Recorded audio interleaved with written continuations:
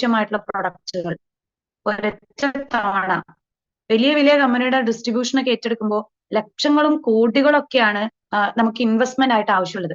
പക്ഷെ ഫിജിക്കാർട്ട് എന്ന് പറയുന്ന കൺസെപ്റ്റില് ബോബി ചെമ്മണ്ണൂർ എന്ന് പറയുന്ന ഒരു വ്യക്തിയുടെ ഏകദേശം ഒരു 100 കോടിയോളം ഇൻവെസ്റ്റ്മെന്റ് നടത്തിക്കൊണ്ട് വന്നൊരു കമ്പനിയാണ്. നമ്മുടെ കയ്യിൽ നിന്ന് പൈസ വാങ്ങിയിട്ടല്ല ഈ ഒരു ബിസിനസ് സ്റ്റാർട്ട് ചെയ്തിട്ടുള്ളത് എന്നുള്ളതാണ് ഈ കമ്പനിയുടെ ഏറ്റവും വലിയൊരു ഹൈലൈറ്റ്.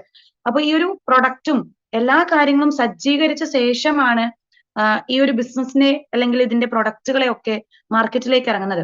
ഇവിടെ ഇത്രയേ ഉള്ളൂ. നമ്മൾ പല കമ്പനികളിൽ നിന്ന് പർച്ചേസ് ചെയ്യുന്ന ഒരു സാധനം ഒറ്റത്തവണ ഫിജിക്കാർട്ട് എന്ന ബിസിനസ് അവസരത്തിലൂടെ നമ്മൾ പർച്ചേസ് ചെയ്യുന്ന സമയത്ത് ഫ്ലിപ്കാർട്ടിലും ആമസോണിലും നമ്മൾ എങ്ങനെയാണോ രജിസ്റ്റർ ചെയ്യുന്നത് അതുപോലെ നമ്മുടെ ഒരു ഇമെയിൽ ഐ ഡിയും പാൻ കാർഡ്, ആധാർ കാർഡും ബാങ്കിന്റെ ഡീറ്റെയിൽസും നമുക്ക് ബാക്കിയുള്ള കമ്പനികളിലൊന്നും ബാങ്ക് ഡീറ്റെയിൽ കൊടുക്കേണ്ടി വരില്ല. കാരണം അവിടെയൊന്നും ഒരിക്കലും നമുക്ക് കമ്മീഷനോ അല്ലെങ്കിൽ ഒരു വരുമാനമോ തരാൻ ഒരു കോർപ്പറേറ്റ് കമ്പനികളും ഉദ്ദേശിക്കുന്ന പോലുമില്ല. അതുകൊണ്ട് അവിടെ നമുക്ക് ബാങ്കിന്റെ ഡീറ്റെയിൽഡ് ആവശ്യമേ ഇല്ല. പക്ഷെ ഫിജിക്കാർട്ട് എന്ന് പറയുന്ന ഒരു അവസരത്തില് നമുക്ക് ആ ഒരു ബാങ്ക് ഡീറ്റെയിൽസും കൂടി കൊടുക്കുന്നത് നമ്മൾ റെഫർ ചെയ്യുന്ന ആളുകളിലൂടെ നമുക്ക് ഇവിടെ ഒരു കമ്മീഷൻ നമുക്ക് കിട്ടും എന്നുള്ളതാണ്. ഇവിടെ പ്ലാനിൽ പറഞ്ഞ പോലെ ഒരു ഇ കൊമേഴ്സ് പ്ലാറ്റ്ഫോമിന്റെ സഹായത്തോട് കൂടിയിട്ട് ഒരു റെഫറൽ ഇൻകം ഒരു വിദ്യാഭ്യാസ യോഗ്യതയും ആവശ്യമില്ലാതെ ഒരു ക്വാളിഫിക്കേഷനോ അല്ലെങ്കിൽ ഒരു എക്സ്പീരിയൻസും ആവശ്യമില്ലാതെ സാധാരണപ്പെട്ട ആളുകൾക്ക് ചെയ്യാം എന്നുള്ളതാണ് ഫിജിക്കാർട്ടിന്റെ ഏറ്റവും വലിയൊരു ഹൈലൈറ്റ്. ഞാൻ ഈ ബിസിനസ്സിൽ വന്നപ്പോ എന്നെ ഏറ്റവും കൂടുതൽ അട്രാക്ട് ചെയ്തൊരു സാധനം ഇതാണ്. അപ്പോ അങ്ങനെ ഒരു കൺസെപ്റ്റ് കൊണ്ടുവരാൻ എനിക്ക് തോന്നുന്നു ഇന്ന് കേരളത്തിൽ ധൈര്യമുള്ള ഒരു വ്യക്തി അല്ലെങ്കിൽ ഇന്ത്യയിൽ ധൈര്യമുള്ള ഒരു വ്യക്തി ഉണ്ടെങ്കിൽ അത് ബോബി സാർ മാത്രമായിരിക്കും. കാരണം ഫിജിക്കാർട്ട് അല്ലാത്ത മറ്റ് ഒരുപാട് ബിസിനസ് സംരംഭങ്ങൾ അദ്ദേഹത്തിനുണ്ട്. മലങ്കര സൊസൈറ്റി പോലെ, അതുപോലെ നിധി ലിമിറ്റഡ്, ചിട്ടീസ്, അതുപോലെ ഓക്സിജൻ റിസോർട്ടുകള്, ജ്വല്ലറികള്, ഏകദേശം ഒരു 46 കൂടുതൽ ജ്വല്ലറികൾ കേരളത്തിന്റെ അകത്ത് തന്നെ ഉണ്ട്. അതിൽ കൂടുതൽ അകത്തും പുറത്തുമായിട്ടുണ്ട്. അപ്പോ ഇന്റർനാഷണൽ ജ്വല്ലറികൾ അമേരിക്കയിലും UAE-യിലും ഒക്കെ ജ്വല്ലറികളും ഷോറൂമുകളും ഒക്കെ ആയിട്ട് നടക്കുന്ന ഒരു വ്യക്തി. ബോച്ചെ 1000 ഏക്കേഴ്സ് എന്ന് പറഞ്ഞിട്ട് ഇന്ത്യയിലെ തന്നെ ഏറ്റവും വലിയ എന്റർടൈൻമെന്റ് അല്ലെങ്കിൽ അതുപോലെ തന്നെ റിസോർട്ട് ശൃംഖലകള്, ഇതെല്ലാം കാരവൻ ടൂറിസം, ഇങ്ങനെ ഒരുപാട് കാര്യങ്ങൾ നടത്തുന്ന ഒരു വ്യക്തി. ഞാൻ ആലോചിച്ചത് ഇതാണ്, എന്തുകൊണ്ടായിരിക്കും ഒരുപാട് ആളുകൾ കുറ്റം പറയുന്ന ഈ ഒരു മേഖല തിരഞ്ഞെടുത്തത്? അതിനുള്ള ഉത്തരവും വളരെ വ്യക്തമാണ്.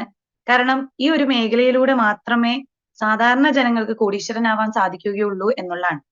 എന്നെ സംബന്ധിച്ചോളം ഞാൻ കണ്ടിട്ടില്ല. ഇപ്പോ ഞാൻ ഈ ഒരു ബിസിനസ്സിലേക്ക് വരുന്ന സമയത്ത് ഞാൻ നേരത്തെ പറഞ്ഞ പോലെ ഒരു ഡിസ്ട്രിബ്യൂഷൻ നമുക്ക് എടുക്കണമെന്നുണ്ടെങ്കിൽ ലക്ഷങ്ങളുടെ ഇൻവെസ്റ്റ്മെന്റ് ആവശ്യമാണ്. ഒരു പെൺകുട്ടിയെ സംബന്ധിച്ചോളം, അതും പ്രത്യേകിച്ച് ഒരു മുസ്ലിം കമ്മ്യൂണിറ്റിയിൽ നിന്നൊരു പെൺകുട്ടിയെ സംബന്ധിച്ചോളം ഇത്രയും ലക്ഷം രൂപയൊക്കെ എന്നെ വിശ്വസിച്ച് എന്റെ വീട്ടുകാർ തരുമെന്ന് ചോദിച്ചു കഴിഞ്ഞാൽ എനിക്ക് വലിയ വെണ്ടയ്ക്ക അക്ഷരത്തിൽ പറയാൻ പറ്റും, ഇല്ല, തരില്ല. ആ പൈസ ഉണ്ടെങ്കിൽ കെട്ടിച്ചു വിട്ടൂടെ അല്ലെങ്കിൽ വേറെ എന്തെങ്കിലും ചെയ്തൂടെ എന്നുള്ള സാധനമൊക്കെ ആയിരിക്കും നമുക്ക് കിട്ടുക. തരില്ല. നമ്മളൊരു ബിസിനസ്സിലേക്ക് ഇറങ്ങാൻ പോകുന്ന സമയത്ത് ഓട്ടോമാറ്റിക്കലി ഞാന് എന്ന് മാത്രമല്ല ഒരുവിധം ഒരു 99% സ്ത്രീകളാണെങ്കിലും കിട്ടില്ല. പുരുഷന്മാരാണെങ്കിലും വലിയ വ്യത്യാസമൊന്നുമില്ല. അതിലൊരു 1-2% എന്ത് ചെയ്യുള്ളൂ, കുറയുള്ളൂ. ഞാൻ കണ്ട ആളുകളും എന്നോട് അസോസിയേറ്റ് ചെയ്ത ആളുകളൊക്കെ ഞാൻ അങ്ങനെ കണ്ടിട്ടുള്ളത്. അതിൽ വലിയ റിസ്ക്കും ഉണ്ട്. 10 ലക്ഷം നമുക്ക് തിരിച്ചു കിട്ടുമോ എന്ന് പോലും നമുക്ക് അറിയില്ല. അപ്പൊ ഒരു സാധാരണ ഒരു ബിസിനസ് തുടങ്ങുകയാണെങ്കിൽ മിനിമം 1 ലക്ഷം ഇല്ലാതെങ്കിലും നമുക്ക് സ്റ്റാർട്ട് ചെയ്യാൻ പറ്റില്ല എന്നുള്ളതാണ്. എന്നാല് ഫിജിക്കാർട്ട് എന്ന് പറയുന്ന ബിസിനസ് അവസരത്തില് നമ്മള് വീട്ടില് ഉപ്പ് വാങ്ങിക്കുന്നുണ്ട്, പഞ്ചസാര വാങ്ങിക്കുന്നുണ്ട്, ചായപ്പൊടി വാങ്ങിക്കുന്നുണ്ട്, മരിക്കോളം നമുക്ക് പല്ല് വയ്ക്കണം, പേസ്റ്റ് വാങ്ങിക്കാനുണ്ട്, സോപ്പ് വാങ്ങിക്കാനുണ്ട്, ഡ്രസ്സ് വാങ്ങിക്കാനുണ്ട്, ബെഡ്ഷീറ്റ് വാങ്ങാറുണ്ട്, ഈ പറയുന്ന പലചരക്ക് സാധനങ്ങളെല്ലാം വാങ്ങിക്കുന്നുണ്ട്. പലതും പല സമയങ്ങളിൽ ഒരു മാസത്തിൽ ദിവസവും ചിലപ്പോ സാധനങ്ങൾ വാങ്ങിയിട്ട് വരുന്ന ആളുകൾ ഉണ്ടാവും. 200-നും 300-നും ഒക്കെ.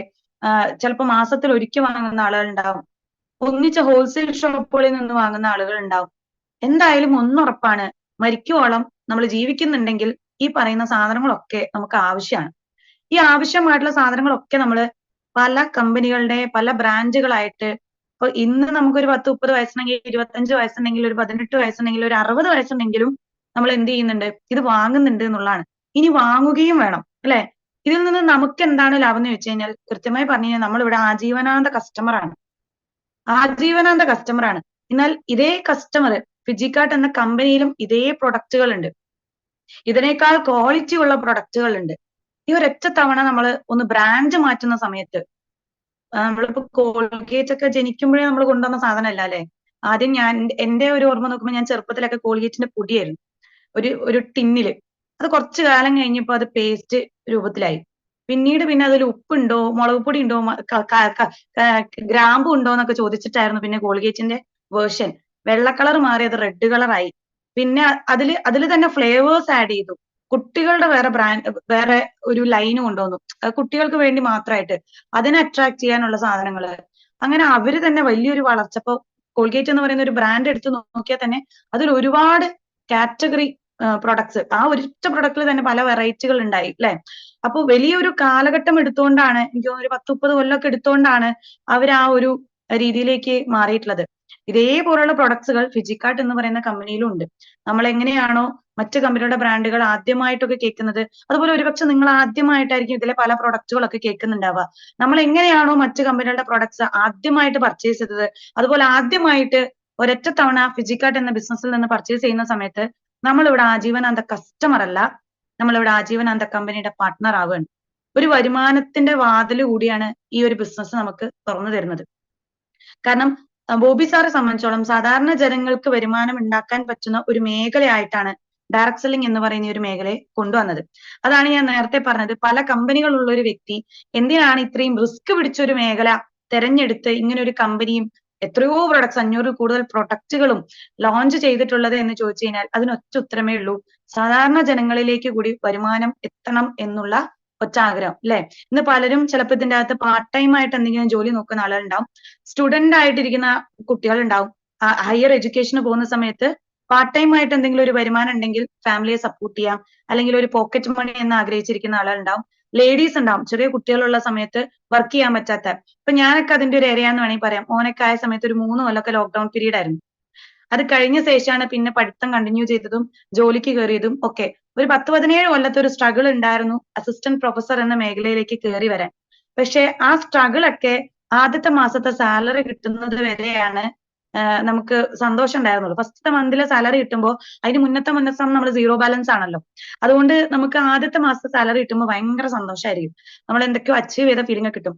ഒരു 2-3 മാസം കഴിയുന്ന സമയത്ത് നമുക്ക് ഈ സന്തോഷം പതുക്കെ പതുക്കെ മാഞ്ഞ് സങ്കടാവാൻ തുടങ്ങും. കാരണം നമുക്ക് കിട്ടുന്ന വരുമാനം തികയാത്ത ലെവലിലേക്ക് നമുക്ക് എത്തും. നമ്മളോടുള്ള എക്സ്പെക്ടേഷൻസും കമ്മിറ്റ്മെന്റ്സും ഒക്കെ നമുക്ക് ജോലി കിട്ടുന്നതോടുകൂടി മാറുന്നുള്ളതാണ്. ചെലവുകളിൽ മാറ്റം വരും, എല്ലാ കാര്യങ്ങളിലും മാറ്റം വരും. അപ്പോ ആ ഒരു സാലറി തികയാതിരിക്കുന്ന സമയത്താണ് ഞാൻ ഈ നേരത്തെ പറഞ്ഞ പോലെ ലോക്ക്ഡൌണും കൂടി വന്നപ്പോ തൃപ്തിയായി. അങ്ങനെയാണ് ഫിജിക്കാർട്ട് എന്ന ബിസിനസ് അവസരം ഒരു പ്രിപ്പറേഷനും ഇല്ലാതെ കിട്ടിയ കച്ചത്തുരുമ്പിൽ എന്ത് ചെയ്തത്, കയറി പിടിച്ചത്.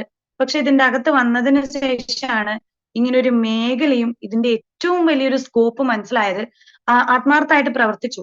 എന്താണ് പ്രവർത്തനം ചോദിച്ചാൽ ഇത്രയേ ഉള്ളൂ. നമ്മൾ ഉപയോഗിക്കുന്ന പല പ്രൊഡക്റ്റുകള് നമ്മൾ ആർക്കൊക്കെയോ റെഫർ ചെയ്യുന്നു. ഇപ്പൊ കിച്ചൺ ട്രഷേഴ്സ് എന്ന് പറയുന്ന ഒരു പ്രൊഡക്റ്റ് നമുക്കറിയാം, മഞ്ജു വാര്യരാണ് അത് ഇൻട്രൊഡ്യൂസ് ചെയ്തത്, ആ ഒരു കമ്പനി അല്ലെങ്കിൽ ആ ഒരു പേര്. അതേപോലെ പല ഫിലിം സ്റ്റാറുകളും ഉപയോഗിക്കുന്ന പല ഈ പറയുന്ന അഡ്വർടൈസ്മെന്റിലൊക്കെ വരുന്ന